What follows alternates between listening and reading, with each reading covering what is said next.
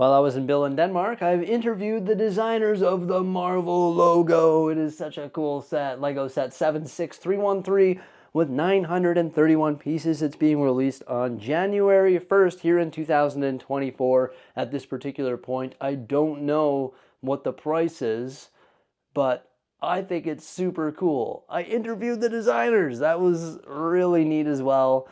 It's such a neat product, and of course we're going to take a look at that interview today in this video.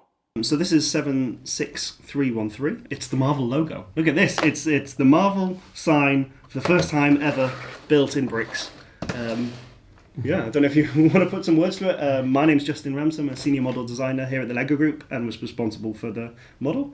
I'm Mark. I'm a senior graphic designer at the Lego Group, and I worked on a couple of the figures for this Marvel brick. Tell me, there's some figures in the brick. Well, I don't see any figures. Yeah. There's figures somewhere because I worked on them. Well, did you forget to put them? Oh, there's one, I guess. Yeah, and maybe maybe there, and maybe also there. Here are the figures. So wow. You get 5. I left them somewhere. 5 awesome figures. Mark, I don't know if you want to talk through them. Yeah, we've got so let's start with Mark 6.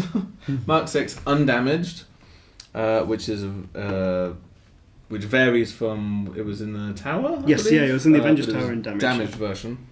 We've got a electrified, powered up Thor. We've got Black Widow. We've got MCU. Hulk. MCU Hulk. Yeah. Which is the first time we've done MCU Hulk as a minifigure in a retail set. set. Because we did him in that polybag with ATV, I think. Polybag and 4+ have done a more comic Hulk, and then we've got Captain America from the first Avenger. Ooh, he's super cool. That's all new, hey? That's all new, yeah. Apart from the helmet. The helmet's there. Super excited about this one. Very cool. Yeah. Yeah, that was the hard thing when we were building with the Avengers Tower, is obviously there's 2 caps. There's 2 caps. And so one of them has the helmet on, and we're like, he needs the strap. And then the other one doesn't have the helmet, so he's like, he can't have the strap, so they can't have exactly the same face. Yeah. Little Easter eggs that we have to look into when we were building these sets. But you can either display this model posed, or the figures also close up. I've put the panels down there, I'll turn it upside down. Get the panels up. I think I pushed it too hard. I was way too excited to show off the features. So then you can push these in here, and also put the panels up there. So you can either display it closed or open. You can even put your figures on the top and have display your fandom how you want. I've had this up against my superhero modulars, like just as a placeholder, and it looks awesome. And I was just like, whoa, this is super cool. And for those thinking, oh, but it's just a red and white box, actually it's a really fun build. It looks very complex. So probably a lot of Technic inside, right? No, hardly any actually. There's Technic for the function, but even then that's still quite simplified. So just for instance, how I've built some of the stuff, it's like sideways building and upwards building and left and right. This uses the edge of a hinge plate, so just to try and get that thin line of white. So it's quite a fun building task, and hopefully fan builders will find the love out of that, just building this, even though it's a lot of the same colour. This size, and then there's also a smaller size. And there's an even smaller one, which came out earlier this year in Harry Potter, I think, made it. For the Anglia. So you can have 3 different versions. So it's the cheese grater without the grater. But it's bigger than a cheese, so I don't know what to call this one yet. Let's call it the Justin. Or the Jordan, why not? Let's call it Jordan. And so you can see there's loads of different ways, this is curved here because it goes on the inside of the arch, and then it fits to give you that lower depth. And I've had a lot of fun working out all the fun maths in it to try and make it all fit up and make it look as accurate to the Marvel logo as possible, because at the end of the day, if it doesn't look like the Marvel logo, then we've sort of failed our brief of make the Marvel logo in Lego format. I think even on the letters and also on the top, it's got just that perfect combination of studs and smooth finish. It's just a nice, gives it a little bit of texture, right, rather than having it all smooth. Yeah, exactly. And also we tried that. It's what is that level? And so here it makes sense because then it keeps them all flush, but also we need that Lego DNA. And then on the top, we've tried it all smooth, and it doesn't necessarily look right, especially with some of the smooth elements have a different texture.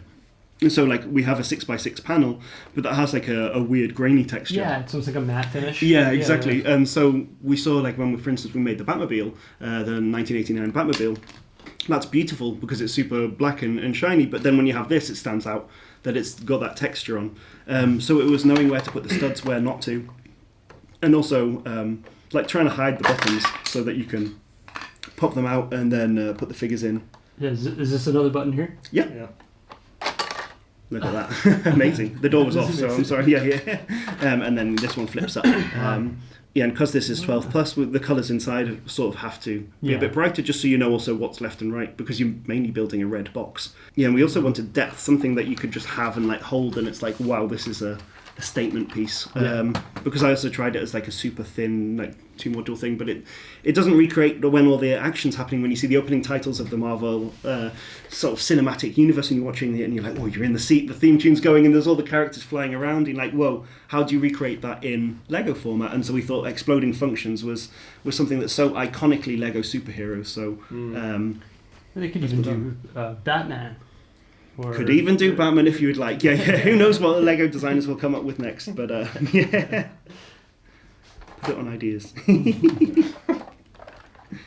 But yeah, then it all closes up. So if you get told, oh, tidy up your room, then now you can. And or if you want to have it as a sort of a neat display piece on your bookshelf or your comic bookshelf, then you can have it like that, and then take it off and play, and then put it back again.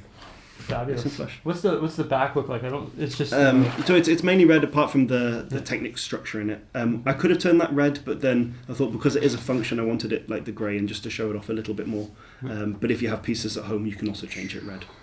Super clean. I think it'd be super popular. Yeah, I like that it's probably going to be a reasonable price point with a lot of good figures and a really nice display model. So I think it'll be really, really popular. Thank you. But yeah, it comes out 1st of January. 1st of January? So a little bit longer to wait from the date of this interview. But not long enough that you have to forget about it. You'll still remember it and then buy it.